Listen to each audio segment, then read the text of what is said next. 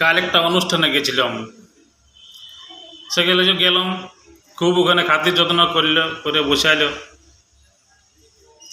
দিয়ে করে অনুষ্ঠানে যখন আমার নম্বর আইলো, আমাকে মাইকটা দিয়ে করে বলছে, দাদা আপনিও আপনার খুশিটাকে কিভাবে 3টা শব্দে ব্যক্ত করবেন। আমিও বলে দিলাম, বউ বাপের ঘর গেছে। আর বলাও তোর নাই, ওখানে যে আমাকে খাতিরটা করলো না, সবাই আমাকে কাঁধে তুলে নিল, একবারে মালা তালা পরাই, একবারে আমাকে বিশাল খাতির করলো।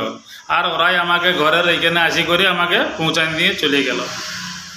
আর বলো না, সেই তখনের থেকে এইখানেই বসে আছি গোটা রাতটা, বউ কপাট খুলে নাই। ঠিক আছে, ভাগ্যে পাইছিলি এই বস্তাটা পাইছিলি ভাগ্যে, ওই জন্য এইটাই বসে রাত কাটাই দিলাম। সকাল হয়ে গেল, এখনো কপাট খুলে নাই।